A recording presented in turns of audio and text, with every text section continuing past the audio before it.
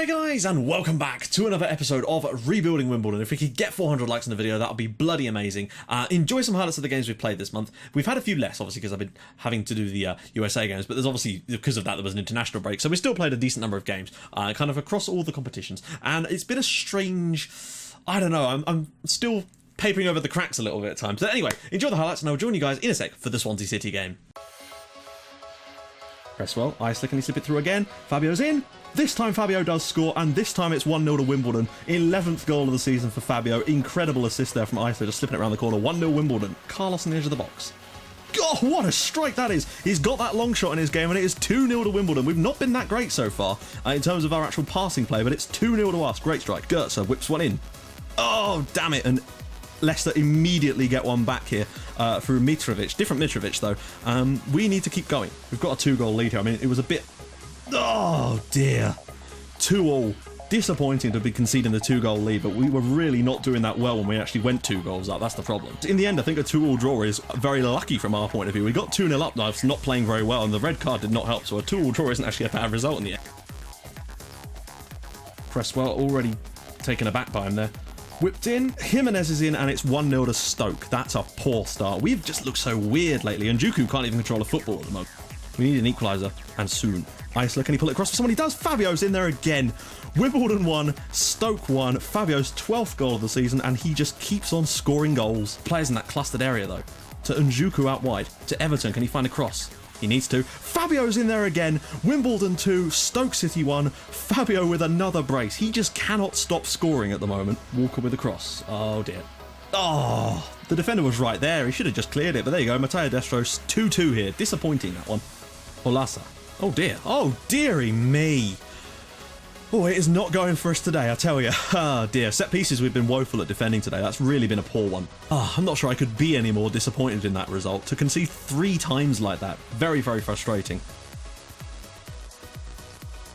Whips it all the way through, and it's over the line, I think, from Baltan. There we go. Wimbledon 1, Austria Wien 0, and Imran Baltan with the goal. Good stuff. Everton again. A slightly better ball for Fabio once more. We're doing a lot from these corners here. Fabio goes round his man. He's into the box. Finds Anderson, and Anderson pops it in the back of the net for 2-0. Fabio with the assist, though. Mark Anderson with the goal. 2-0, and that should be good night, Irene. Everton again. God, we're starting a lot of these from corners now. Fabio through. Will he have a... Oh, what about that? It's 3-0. Austria Wien have been terrible from corners. Fabio with his 14th of the season now. Brilliant stuff. Gomez to Fabio again. Baltam. Can he get a shot away? Goes for Masek. Has he got a shot in him? Bit of space. He's through, and he's made it 4. We have absolutely torn them limb from limb in this second half. Roman Masek with his first goal of the season makes it 4-0 to Wimbledon. We go a 4-0 win at home with a weakened side. Very good performance. Those corners were deadly. Right guys, we're back, and we're going to do ourselves a question of the day, and today's question of the day is this: what is the worst injury you've ever received personally? Now, I don't really think I've never broken a bone in my body. Touch wood. But in terms of injuries, I don't know, like I had a jarred hip once when I was a kid, which is a very strange injury to get. That's about all I can really think of. I've dislocated toes a few times, but that's just, and that wasn't during an injury. I did that in bed once, and I don't mean like that. I just mean I was literally just asleep, and I woke up, my toe was just like, I was in pain, and my toe was bent the wrong way. It was very, very bizarre. So anyway, guys, yeah, if you got any ideas for a question of the day, drop those in the comments too with the hashtag QOTD. And what is the worst injury that you've ever received? So there we go. As you can see, we're 11th in the league. It's weird to see that, though. It really is very bizarre to see that we're 11th in the league. And I don't know, we've had some draws that I don't think we... then again, like, I don't know, it's just been a weird one. And we do need to try to crack on and get a bit of form going at the moment, because we're starting to fall away from the teams above us, and we need to try and get back on the horse, basically. Fabio's still smashing goals in, but Ayoze Perez, he's got 17 goals in 10 games for Arsenal. And not only that, but the guy's got 12 goals... 12, read that, 12 in his last 3 matches. Arsenal beat Villa 8-0 and he scored 6. Then Arsenal beat someone else by 6 goals and he scored 4, and he got 2 in his last game as well. So 12 in 3 is a decent return. Let's face it, it is a very decent return. So, you know, Fabio's doing well to even be up there, to be honest, but Perez is an absolute monster at the moment. And Bellerin, of course, is leading the way on that. So yeah, we've I don't know, I'm not entirely pleased with it, but there you go. Fabio, 14 in 13 is much more like it. Less goals from elsewhere, though, and that's a problem for me. I think that's one of the areas we need to look at. Good to see Anderson getting a couple as well, though. Assist-wise, Everton has 9 assists. He's still flying along there.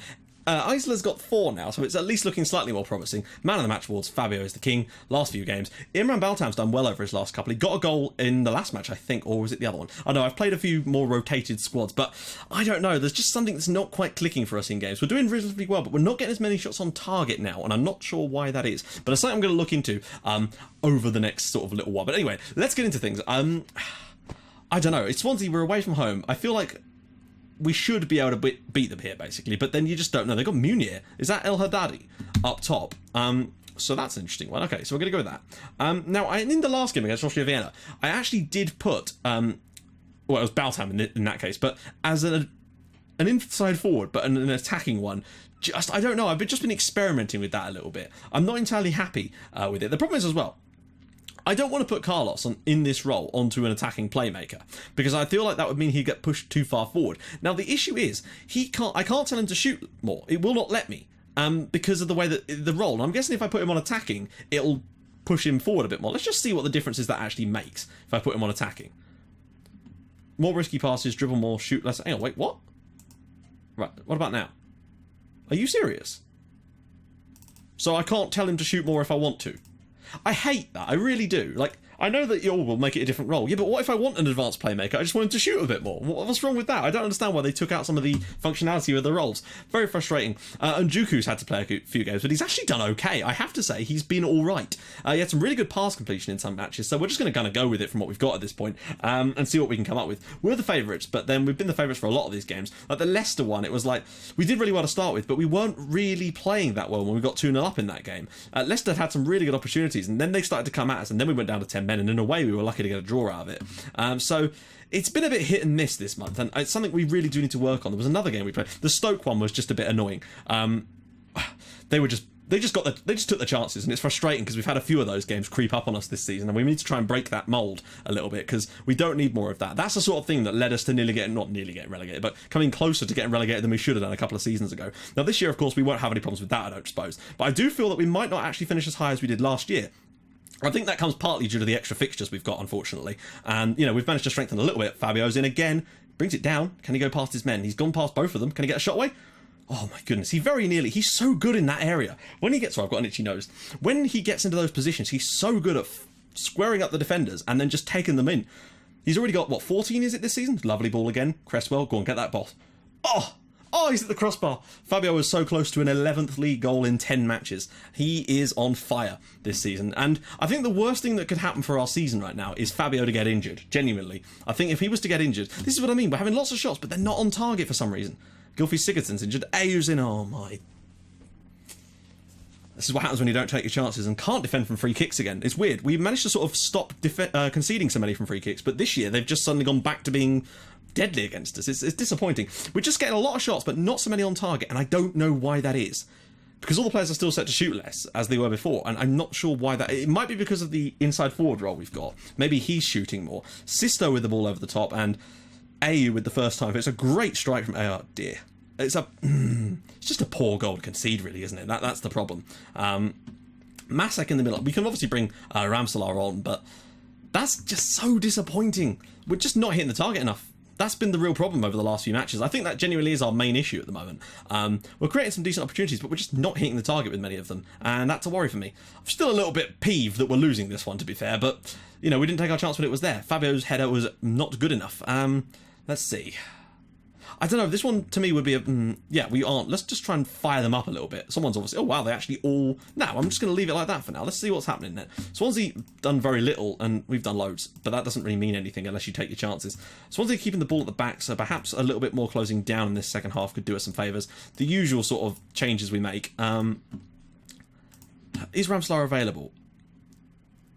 Masek's done okay, but I just wonder if Ramsalar would be a good option to bring in. Perhaps not straight away. Masek's starting to get a bit more game time, and I'm liking that, because now we actually have two really solid centre mids.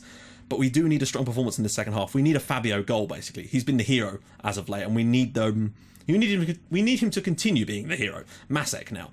But we may have to call on Bart, because Fabio's not had the best game today, to be fair, and we might have to get Kirky and Bart on around about 60 if things aren't going our way. Right, okay, Fabio's been poor today, and for once, he can't have every game can't be perfect from him. That's what we're going to go with for now. Get Ramselaar on as well. I know Masek's played well, but Ramselaar is a cut above, and I'm hoping that he can come in and do something clever for us. Farmer's not had the best game either, which we could actually sort out though. Oh, go on. Isla. Everton. Oh, hang on, Carlos. Oh, what a finish. Technically, I suppose it might have counted as a long shot. There we go, 1-1. Carlos with his third of the season. We've made use of set pieces, particularly well against Austria Wien. We were superb in that game. I think 3 of our 4 goals came from set pieces or directly as a result of them. Just on the edge of the box here, and he's absolutely drilled that in the top corner. He can't finish for crap, but my goodness, can he thump on from range. Right, that's more like it. We're getting back in this one now. I think we can probably turn this around. Go on, Carlos, win that header. Oh, not quite.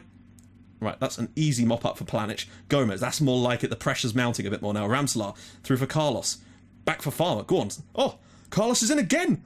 Oh, the chance was there. And Njuku brings it down to Ramselaar. That's poor. We shouldn't have done it first time, really. Munir, that's more like it, guys. We're starting to find our feet a little bit more in this second half. But I don't know if it'll be enough. I feel like we'll end up drawing this one 1-1 or conceding a late goal to Swansea. That just seems to be the pattern that we've fallen into lately. Swansea still keeping the ball at the back a little bit more. Favouring that right-hand side is definitely a wise choice. Okay. Where is Swansea most dangerous?